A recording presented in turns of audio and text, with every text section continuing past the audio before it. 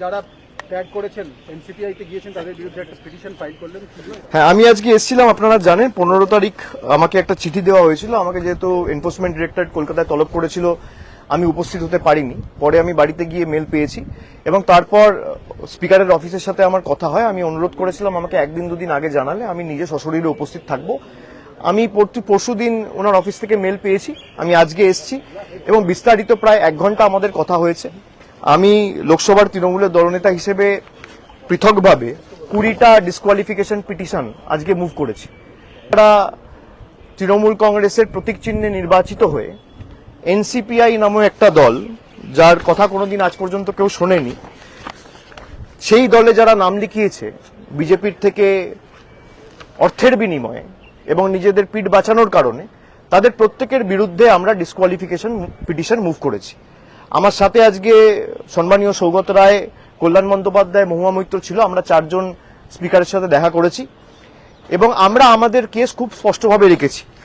সংবিধানে যে ধারাগুলো রয়েছে, বিশেষ করে 10 শিডিউলে পয়েন্ট নাম্বার 2A আর পয়েন্ট নাম্বার 4, সেখানে স্পষ্টত লেখা রয়েছে যে আমি যদি অন্য কোনো রাজনৈতিক দলে যাই বা ভলেন্টারিলি পার্টির আমি মেম্বারশিপ গিভ আপ করি, তাহলে আমার ডিসকোয়ালিফিকেশন হতে বাধ্য।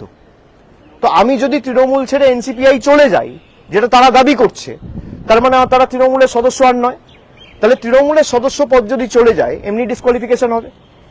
আর দ্বিতীয়, তারা যখন আত্মপক্ষ সমর্থনের কথা বলছে, তখন বলছে আমরা 2/3, সুতরাং আমাদের মার্জার হবে। এখানে 2/3 কি? 28 জন বা 29 জনের মধ্যে যদি 28 জন 29 জনও চলে যায়, তাহলেও সেটা মার্জার নয়, যতক্ষণ না 2/3 of the political party decides two merge. দুটোই সংবিধানে লেখা রয়েছে। এবার কে সংবিধানের পক্ষে আর কে সংবিধানের বিরুদ্ধে, সেটা মাননীয় অধ্যক্ষ প্রমাণ করবে। সংবিধানে লেখা ডিসাইড করবেন। সংবিধানে যে লেখাগুলো রয়েছে, আমরা স্পষ্টত 10 শিডিউলের যে পয়েন্ট এবং এই 10 শিডিউলের এই পয়েন্ট নিয়ে যে একাধিক সুপ্রিম কোর্টের জাজমেন্ট রয়েছে, সেটা আমরা আজকে স্পিকারের কাছে উপস্থাপিত করেছি এবং তিনি এগুলো বিস্তারিত দেখেছেন। তিনি আমাদের আশ্বস্ত করেছেন যে আবার তিনি খুব শীঘ্রই আমাদেরকে ডাকবেন এবং আমাদের কথা তিনি ধৈর্যের সাথে শুনেছেন। আমরা আমাদের কথা রেখেছি। আমরা বলেছি এদেরকে ডিসকোয়ালিফাই করতে হবে এবং যে সেপারেট ব্লকের কথা বলা হচ্ছে, সেপারেট ব্লক বলে কিছু হয় না। 91st অ্যামেন্ডমেন্টে খুব সম্ভবত 2003 সালে এই সেপারেট ব্লকই উঠে গেছিল। সেপারেট ব্লক বলে, সেপারেট গ্রুপ বলে কিছু হয় না। তারা যে আলাদাভাবে পৃথকভাবে চিঠি দিয়ে বলেছে আমাদের আলাদা দলনেতা, যেটুকু আমরা সংবাদ মাধ্যমে দেখেছি, আলাদা চিফ হুইপ, আলাদা ডেপুটি লিডার, এসব হয় না। তারা সংবিধানটা পড়ুক। সুপ্রিম কোর্টের ভুরি ভুরি জাজমেন্ট রয়েছে, যেখানে স্পষ্টত রায় রয়েছে যে মার্জার তখনই হয় যখন 2/3 political party decides two merge, নইলে সেটা মার্জার হয় না। আমাদের পয়েন্টগুলো বলার ছিল। আমরা আশাবাদী যে স্পিকার নিশ্চয়ই তাদেরকেও ডেকে আমরা যে কথাগুলো বলেছি তাদের থেকে সদুত্তর চাইবে এবং আমাদের ডাকবে এবং যত তাড়াতাড়ি সম্ভব এর সুরাহা করবে এবং তাড়াতাড়ি এর নিষ্পত্তি হবে।